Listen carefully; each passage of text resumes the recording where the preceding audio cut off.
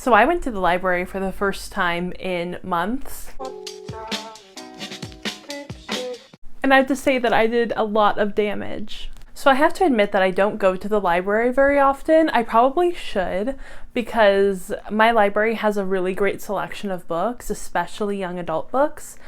But I just never really find the time to get down there. And finally, today, on one of my days off, I made it like a point to go down to the library and actually browse around and pick out some books. Because last time I was there, I decided not to get any, and I kind of regretted that. And there were so many books that I was so interested in, and it was really hard to whittle my list down to 5 books. At first I had 7, and then I put 2 of them back because I really didn't want to be carrying around 7 books and like bring them onto the bus and try to transport them all the way to my house.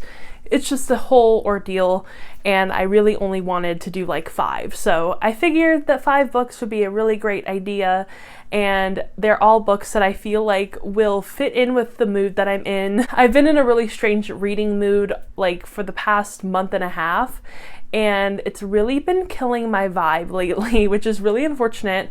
I felt like I was going on such a good roll with reading recently. I felt like before my little like reading slump, I was in a really great reading mood, and now I just haven't really been able to find books that I'm like super in love with. Like I found a lot of like good 5-star reads, but nothing that's really fitting my specific mood. So I'm hoping that these 5 books are ones that I can kind of add on to this month's TBR, and that will make me fall in love with reading again, because sometimes I just really need to find some books that I'm super passionate about to lift my spirits and lift me out of a reading slump. So the first book that I chose is one that is really, really new, and that is Lady Rogue by Jen Bennett. This is like a super, super new release. I feel like it came out within the past week or so. It's like super new, and I'm so glad that my library had it because I've been really, really interested in this book for quite a while. Like ever since I learned about it, I was like, ooh, this sounds like a book that I might really enjoy. So basically this book is about Theodora, and her father is kind of like an Indiana Jones type of character. And she never really gets to go on his expeditions with him. That's always his protege's job. And she used to have a crush on his protege, and that's kind of like a big point in this book, I guess. It's mentioned in the summary. So when her father goes missing, it's up to her and his protege to find him. And it sounds like a really interesting book. I love Indiana Jones. It's one of my favorite movie series, and it's also one of my favorite rides at Disneyland. But this sounds really, really interesting. The cover is so beautiful. Like, look at this cover. It's really hard to show because, of course, it's a library book, so there's like that film over it, but it's so beautiful, and I'm so excited to read it. I'm really, really hoping that I love it. And maybe, I think this will actually be my first Jen Bennett book, which is so surprising because she mostly writes young adult contemporary. So I feel like this is probably a bit of a divergent from her normal books, but I think I'm really going to like this one. The next book is one I actually haven't heard or seen a lot about, and that is Ignite the Stars by Maura Milan. And this book sounds super interesting. It just kind of caught my eye because it was displayed with the front facing out. So you know that a librarian had to have put it out like that. And I'm just like so intrigued by this cover. And I've been getting into sci-fi a bit more this year, and I'm trying to like step into that genre one toe at a time and be like super cautious about it because I'm just very, very scared and intimidated by sci-fi. And this one seemed like one that I might actually enjoy.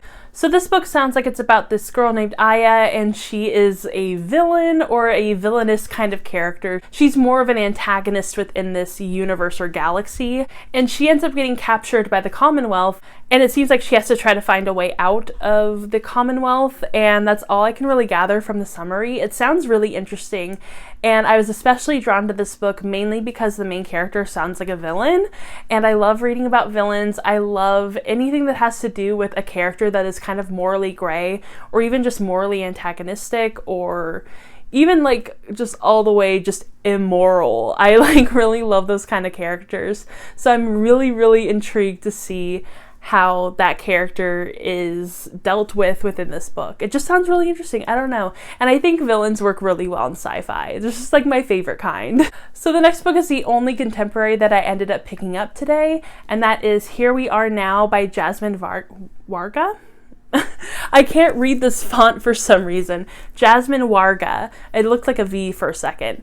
But this sounds really, really interesting. And from what I gather from the summary, it's about this girl and she finds these letters, I think, from a rock star or some sort of musician, and she ends up writing to him and doesn't hear back until one day he ends up on her doorstep, and it goes from there. They go on this adventure, and it sounds really, really interesting.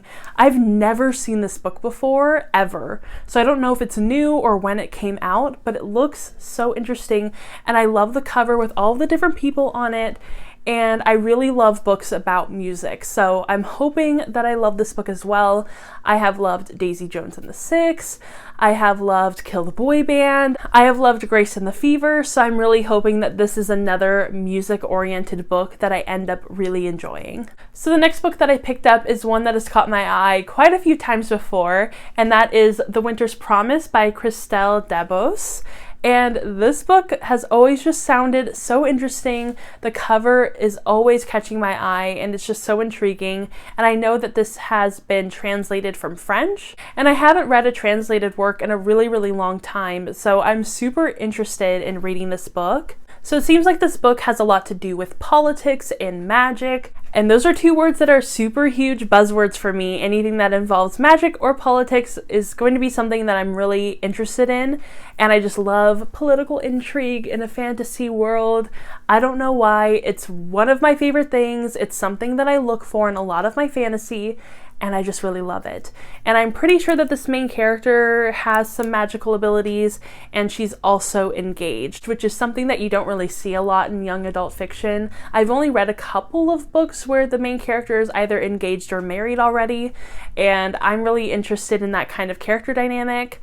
So this book sounds interesting, and the main character's name is Ophelia, which is one of my favorite characters from Hamlet, so I'm hoping that maybe there's a little hint of Hamlet. I'm guessing there's probably not because it is a fantasy book, but you know a girl can dream. The next book is one I've heard a lot of people talk about on my timeline on Twitter, and that is The Never Tilting World by Rin Chupeco, and I have been wanting to read this book for quite a while. I know it's pretty new. I think it was released last year, but I've heard so many people talk about it on my timeline, and I've heard so many great things, and I even looked on Goodreads and it's pretty highly rated. So I'm really, really hoping that this is a book that I end up loving. So it seems like this book is about two goddesses that have separated the planet into light and dark. And I don't really know. I'm pretty sure like drama happens, and it just seems super interesting. It says, but when spectral forces summon those daughters to the site of the breaking, the two young goddesses, along with a powerful healer from Arinth and a mouthy desert scavenger, set out on separate journeys across treacherous wastelands, desperate to heal their broken world, no matter the sacrifice it demands. So this sounds really interesting. It seems like there's going to be like two separate quests and a lot of magic and just a lot of drama, which I love in my possibly sci-fi, possibly fantasy books. I really can't tell from the synopsis. It's not super clear whether it's sci-fi or fantasy, but I'm guessing it's possibly fantasy. I'm pretty sure that Rin Chupeco just writes fantasy, but I'm not sure. Alright, so those were all of the books that I checked out from the library today. I really enjoyed doing this library haul. I hope that I get to every single one of these books within this month or possibly even next month. I know that my library has a pretty good grace period, so I'm hoping that I can get to all of them. I never really know with my library books though, because sometimes I'm really feeling them, other times I'm really not, so we'll see. But I will let you guys know within some of my vlogs how I get along with these books. Alright, so I hope you enjoyed this video, and if you did, go ahead and give it a thumbs up and subscribe to my channel. Also, go ahead and follow me on Instagram, Twitter, and Goodreads, and I will see you all in my next video. Bye!